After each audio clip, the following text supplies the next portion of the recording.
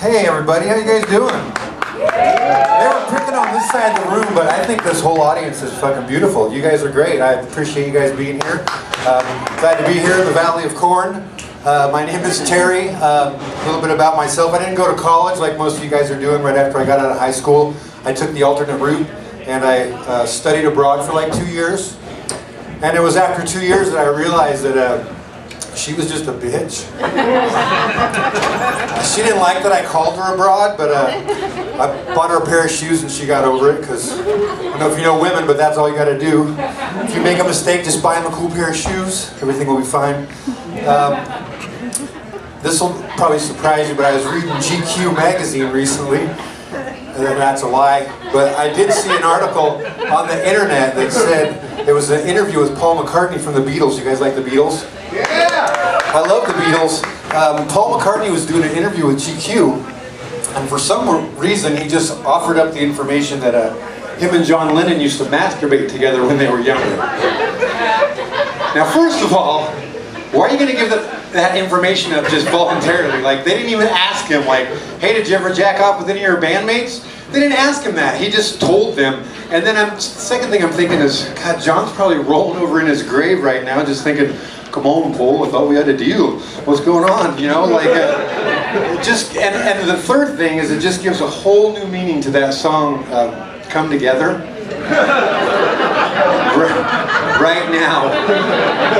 There's plenty of songs that could be referencing, you know, like, get back to, I don't know. That's probably not right. They had that one called, Why Don't We Do It in the Road? I wouldn't be caught dead masturbating in the road. Not in Corvallis anyway, but I do like to also watch a lot of TV, which is rots your brain, kind of sucks, but I've been watching Netflix and I've had a lot of friends give me a hard time saying, you gotta watch Bird Box, you gotta watch Bird Box, it's the best thing, you gotta watch it.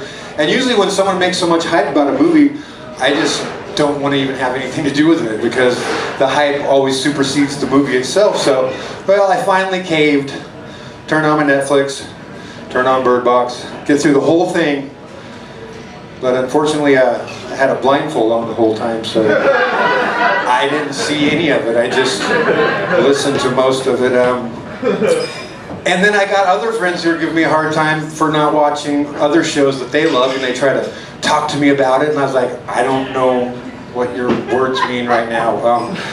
They're like, oh, you haven't watched Game of Thrones? Come on, we only had to wait 3 years for the next season. You should be into that shit. And I was like, I just thought Game of Thrones was like a do-it-yourself show on HGTV about toilets. Like, whose toilet is better this week, Kid Rock or Ozzy Osbourne?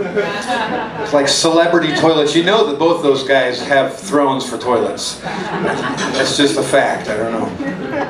And so yeah, when I'm not watching Netflix, I watch TV, but I like to skip through the commercials because I just have grown to hate commercials. But every once in a while I'll be too stoned and I'll forget, and the commercials will roll, and then and I saw this commercial for Boost Mobile the other day.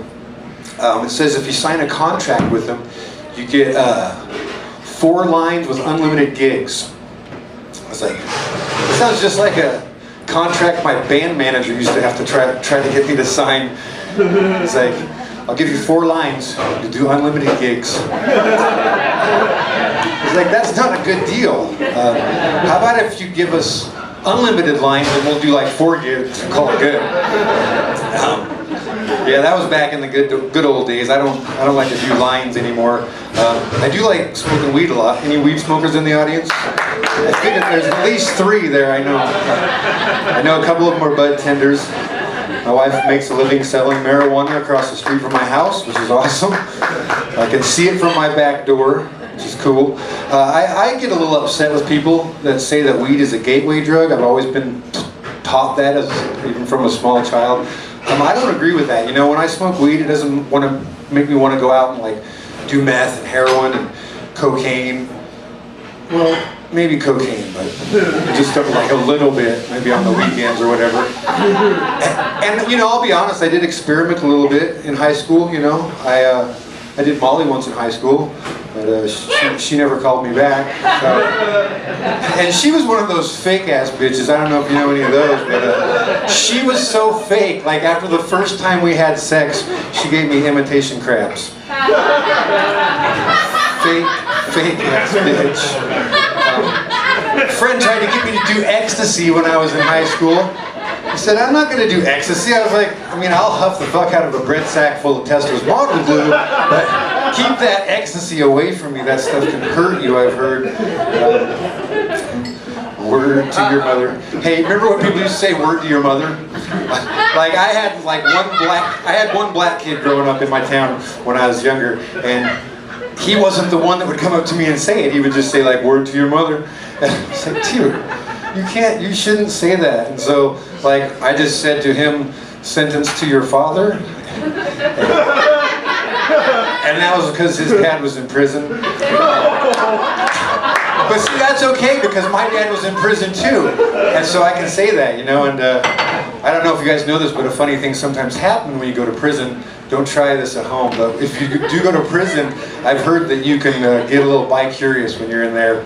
That happened to my dad, and my mom was a little freaked out and pissed off when he came home with another man. But my mom just kind of thought of Jesus as like a third wheel. And he's not really a man. Well, he was a man, I guess. I'm sure he probably doesn't know what he identifies as right now. But, hey, do you guys got any adult stores in Corvallis? Yeah. You do? What's it called? The adult shop. Oh, damn, that's a good name. That kind of blows my joke a little bit, but not really. I was in Eureka, California one time, and I did that joke, and they said, yeah, we have one. And I was like, what's it called? And they're like, the Pleasure Center. I was like, that's a fucking killer name for an adult shop. I said, we got one up in Oregon, it's called the Adult Shop. And they're like, oh, pretty creative. I know, it's like when I go there, I don't want to do my taxes and pay my bills. Let's go do some adulting down at the shop. I don't feel like adulting today, so no anal for me, thanks. Skip that. And I'm from a small town. I see in Corvallis here, there's a lot of people riding their bikes around, even when it's snowing and raining. I like to ride my bike, but it sucks because when you live in a small town and you ride your bike, people automatically think that you got a DUI. Which in this case I haven't since like a long time ago, and the weirdest thing about that is I got a DUI on my bicycle. Thank you, she saw my cotton mouth. Don't eat cotton. Thank you. Eating cotton before a set can cause you to not be able to swallow. But anyway, I got a DUI about 25, 30 years ago on a bicycle. It was awesome. I tried to run from the cop, and I didn't get very far. And then he said, Mr. Geil, please come down from that tree. And I came down from the tree, and he searched me, and he found a bag of what he called a leafy green vegetable substance in my pocket, because he'd never seen weed that good before. He's like, what is this? And I was like, I'm not even sure what it is. And he's like, I've never seen any marijuana like this. I know, I don't really think it is marijuana. He's like, I got it from my friend, he gave me some money, I picked it up for him. He's like, so you're just gonna buy something that you don't know what it is and tell your friend that it's marijuana? I was like, well, just trying to help a friend out, you know. So that didn't even help, you know, that I was on a bicycle. He gave me a DUI, I went to court, the judge is doing his thing. He's like, it says on here, on May 5th, you were charged with driving under the influence in a Monte Carlo. I was like, excuse me, Judge, no, that was actually on a Monte Carlo. It was a 10-speed Monte Carlo bike. He's like, oh, it was a bicycle, oh, okay. And I was like, cool. Made no difference. I still had to do all that shit, like diversion and all that shit. It sucked. And then they tried to get me to put a breathalyzer on my bicycle, where I'd have to flatten my tires every night, and then the next day I blow into the tire. Speaking of breathalyzers, my buddy got a DUI, and he got a breathalyzer in his car, and he was smart enough, even as much of a drunk as he was smart enough to put like an air tank in his trunk with a hose coming up, and he would just like, and then he was good to go to drive. So I know, isn't that crazy? That's a smart idea. But then he got in trouble from his dad because he was always bringing his blow-up doll out into the fucking living room, and he said, put a breathalyzer in the blow-up doll. So he's like, you gotta blow into the belly button just to get the doll ready to go. I don't know if you guys know that. I forgot about this though, talking about adult stores a minute ago. You guys been in any of those? There's a place down in Eugene called Castle Megastore. That's a stupid name for an adult shop. Like I saw this couple with a little 5-year-old, he's like, yeah, I want to see the castles. And he walks in and it's just like pocket pussies and fleshlights every wall that you look at. And I'm like, geez. And these ladies, I feel sorry for them because they have to pay like top dollar for these instruments that they use, like up to $150 for like a dildo, if you want to call it that. I mean, I found a place where you can save money if you guys are frugal. I think I saw one in Albany when we were coming over here. It's a place called Petco. They have these things that they call chew toys, but they're like pretty phallic shaped, kind of small, not very invasive. And they're pretty stiff, but they have a little give to them. Best thing is they're only $7.99. Which is a bargain compared to $150. You can get some cheap fetish gear there at Petco. You can get a leash and a collar for $7.99. I think everything's $7.99 at Petco, not for sure. But let's see what else. What else should I talk about? Oh yeah, I've been thinking about sharing this with you. I'm really getting into women's fashions these days. I don't know if you guys can tell, but. I've noticed lately how women's fashions over the last 20 years have kind of reversed. Like back in the 80s and 90s, like the ladies had like big shoulder pads in their shirts, and they had big bushy hair that was just like teased up, and they had a big old bush downstairs. Nowadays, it's like they've cut the shoulder pads completely out of their shirts. I don't know if you've seen these. They just got holes where the pads used to be. They're called the cold shoulder, I think that's what they're called. And then they're taking straight irons to their hair and just getting them as flat as they can, as opposed to, and then they're shaving everything, you know, they're just shaving to where everybody looks like prepubescent, which is just weird. Like, you know, but I felt left out, so I tried to fit in, and so I shaved my stuff down there. And it just made my dick look like I had cancer. Which is not a pretty, it's not pretty. I'm not going to show you. I did send my first dick pic the other day. I texted my wife at her work, and I said, hey babe, can I send you a dick pic? And she told her boss, oh, I just got a message from my husband asking me to send me a dick pic. I'm like, no, wait, that's not that. I mean, we've been married for almost 15 years, and I've never sent her a dick pic. Dick pics weren't even a thing when we got together, so. But I built a big snow dick, because we had snowpocalypse. The balls were so big and dirty, it was so appropriate. I was happy about it. And let's see, I'll leave you guys with this if it's time for me to go.